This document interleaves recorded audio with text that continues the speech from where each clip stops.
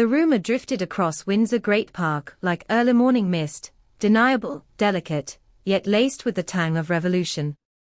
Courtiers tried to swat it away with rehearsed smiles, but every whisper slithered under carved oak doors until it reached the one room nobody could barricade, the nursery of a future king. There, amid scattered Lego bricks, Charlotte asked the question even seasoned equerries dreaded, "Mummy, why does Fort Belvedere make Grandpapa scowl?"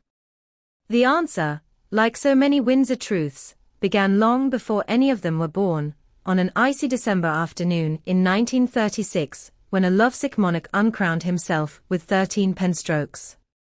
89 years later the ink is still wet, and William and Catherine are about to press their palms against it. The first echo, Edward's love-overthrown gambit.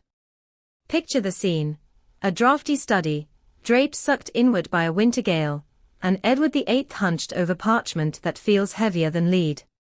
Outside, Fort Belvedere's turrets crouch beneath gunmetal clouds. Inside, the king's fountain pen trembles, not from cold but from the knowledge that all of Britain is holding its breath.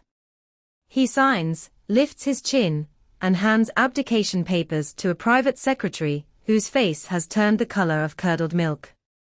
In one reckless gesture, duty sinks beneath desire, and the crown tumbles to Elizabeth's father, an unprepared, stammering Duke of York, who will shape the wartime spirit while silently cursing the brother who bequeathed him the burden.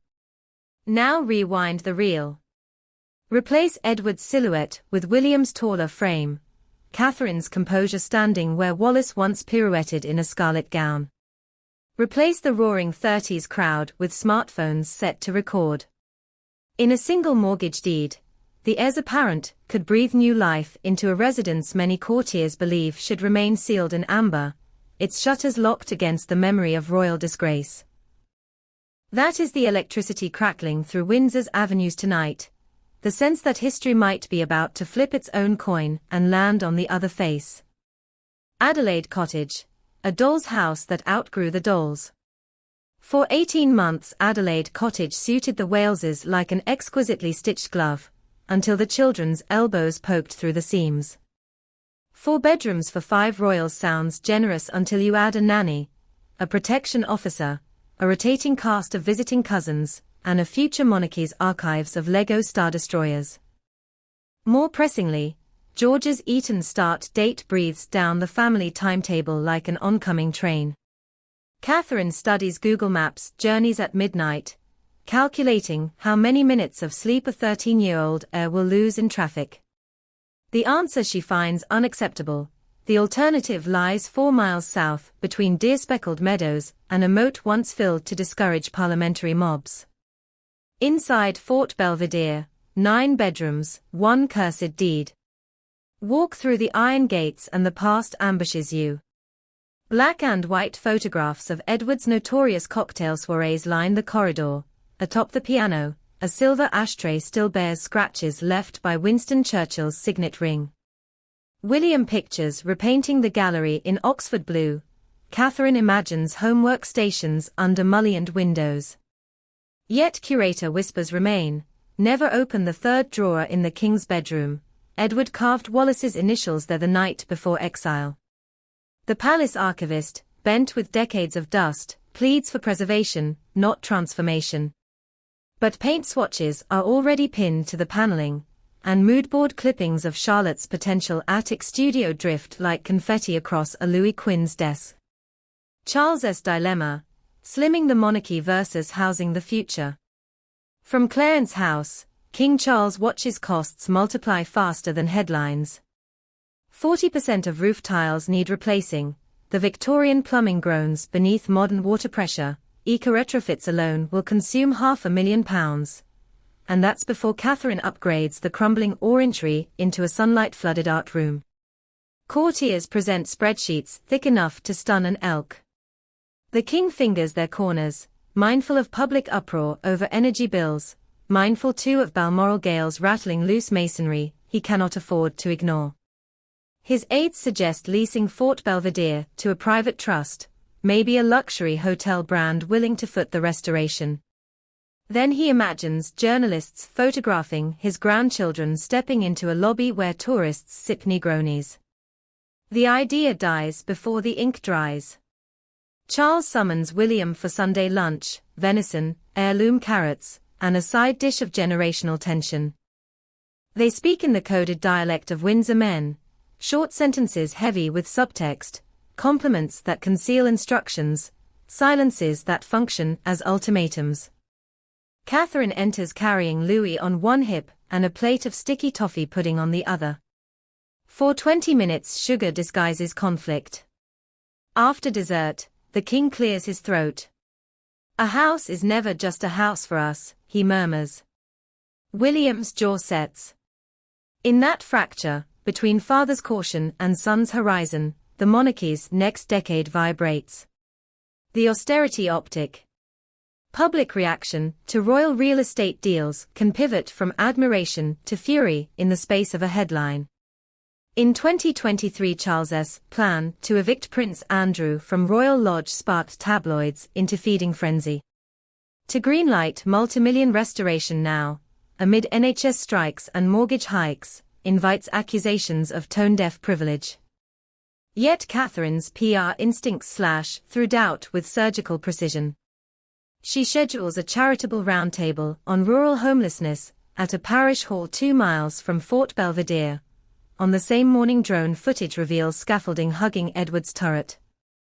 Message received: "We upgrade one historic roof, we upgrade life chances elsewhere." The symbolic tug-of-war. Fort Belvedere is not merely square footage, it's an unfinished sentence in the House of Windsor saga. To inhabit it is to declare that history's blemishes can be rehabilitated rather than hidden. Some courtiers applaud. A reclamation project proves the crown faces its ghosts. Others recoil. The public already misreads nuance. Why tempt them with the echo of abdication? William leans toward reclamation. Catherine, versed in narrative management, sees potential to rebrand the mansion as a learning center for constitutional duty school tours, interactive exhibitions on loyalty versus individualism, Edward positioned as cautionary tale, not romantic martyr. Every unstable beam replaced, every cracked tile immortalized with QR code plaques telling visitors, "Here, duty paused, here, it breathes again." George's future classroom. While adults parse symbology, George eyes a map. Fort Belvedere's paddock adjoins the bridleway where Prince Philip once exercised polo ponies. Charlotte imagines rescuing retired racehorses. Louis simply wants a moat for super soaker battles. The children's innocence disarms Catherine's worries. The very place that witnessed a king rejecting responsibility might nurture youngsters learning to shoulder it. Behind the gatehouse, what the craftsmen know. Builders have already drafted risk assessments. The Great Hall's oak staircase requires steel reinforcement. Lead light windows demand artisanal restoration by glaziers whose waiting list rivals that of Harley Street surgeons. One foreman, third-generation craftsperson, whose grandfather helped remodel Windsor after the 1992 fire, murmurs, "We can make the past safe, but we can't change how it feels." His team packs scaffolding anyway, because bricks answer to budgets, not ghosts. Camilla's raised eyebrow. Queen Camilla, who has spent 2 decades turning muted hostility into grudging affection, recognizes the narrative minefield. She remembers being blamed for Diana's shadow, and knows how quickly public nostalgia curdles into condemnation. Privately, she worries Fort Belvedere will reignite Netflix docudrama fervor. The abdication house reopens. Front page catnip.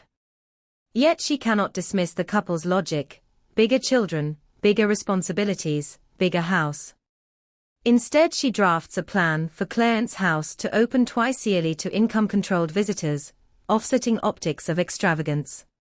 It is the monarchy's quiet calculus: one step toward opulence must be matched by one toward accessibility. The invisible opposition. Far from Windsor, in a terraced house in Burnley, pensioner Jean Carter folds the sun across her lap, frowning at the headline, Will's eyes £5 million palace upgrade. She voted leave to rattle elites, counts grocery pennies on a spreadsheet, and wonders why princes need 9 bedrooms.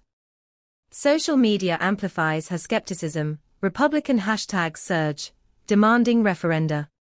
Kensington Palace comms intercept data flows, spin out Instagram posts of Catherine wearing recycled Zara jackets, William pounding litter-strewn beaches with scout volunteers. The strategy is working. Approval ratings bounce, yet Fort Belvedere glitters like forbidden fruit in algorithmic shadows. A date with the Duchy. Funding remains the thorniest bramble. The Duchy of Cornwall, William since September 2022, earns £25 million net annually, ring-fenced for public, charitable, and private costs. Renovating Fort Belvedere could be justified under long-term custodianship of heritage assets. But the moment Duchy carpenters unpack their toolboxes, anti-monarchy MPs will cite abuse of quasi-public funds. William's finance secretary drafts a counteroffer. The couple foot personal interior costs, furnishings, decor, while structural works come from Duchy coffers, later recouped through increased estate revenue. Charles presses 2 fingers to his temple, glimpsing spreadsheets until numbers blur. In the end, heritage always finds the money, the question is whether hearts follow. Revelation in the Long Library. In February a rumor leaks. William and Catherine conducted a 6 a.m. tour of Fort Belvedere under fog so thick ravens lost their bearings. They lingered longest in the Long Library where Edward once penned letters to Wallace. A single desk lamp illuminated dust motes swirling like microscopic galaxies around leather-bound volumes, Kingship and Constitution, Love Among the Ruins, Tact for Beginners. William pulled one tome free. Within its gutter lay a folded note in sepia ink, Edward's abandoned draft of a speech he never gave, begging the nation to accept his heart's choice. The prince read silently, then placed it back. When Catherine asked what it said, he replied, that sometimes love rewrites duty. She answered, and sometimes duty repairs love. The exchange remains private, yet staff swear something shifted, determination replaced curiosity. Blueprints followed. Charles's concession, or capitulation. April draws near. The king realizes obstruction could fracture the generational partnership he relies on. Behind closed doors he offers a compromise, a 30-year lease, contingent on Fort Belvedere operating educational tours 6 weekends a year, and maintaining Edward's study intact as historical exhibit. William accepts. Catherine smiles, a bond between monarch and heir, strained almost to snapping, relaxes one notch. Public announcement is timed for the last parliamentary recess Friday, very bad optics, run victory laps later. Public unveiling. Press release lands at 9:01 a.m., embargo lifted. The Prince and Princess of Wales will undertake careful restoration of Fort Belvedere, transforming it into a sustainable family home and heritage site. Social feeds convulse. Monarchists hail reclamation, Republicans decry renovation costs. Aerial shots show moss scraped from parapets, architects in high-vis jackets swarm like neon ants. Catherine appears on site in steel-capped boots, discussing geothermal heating with engineers. William live streams biodiversity surveys revealing rare pipistrelle bats, environmental win amidst perceived excess. Slowly, sentiment balances. Epilogue written in stone dust. 19 months later, on a wind-sharpened September dawn, the Wales family move in. George, hair longer, shoulder squarer, places his school bag on Edward's old blotter and whispers, "I'll look after it." Charlotte claims the turret bedroom, hanging biodegradable fairy lights along Gothic arches. Louis chases Labradors across lawns where Churchill once plotted war. That night Catherine watches fog coil around ramparts and realizes the house no longer smells of abdication, but of fresh plaster, beeswax, and rosemary from newly planted borders. The past has been sanded, not erased, its splinters repurposed into cautionary lessons recited over cocoa. Across the park, in a candlelit study of Windsor Castle, Charles reads budget reports, showing Fort Belvedere tours, generating scholarship funds for underprivileged Eton applicants. The arithmetic pleases him, but what suits him more is the photograph on his desk.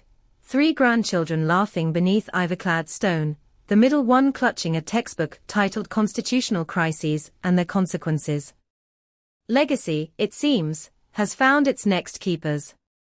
And somewhere far beneath the floorboards, perhaps beside the third drawer never opened, the ghost of Edward VIII exhales, not in envy, not in regret, but in quiet gratitude that the palace he once used to escape duty has re-entered the royal bloodstream as proof that duty can, at last, coexist with love.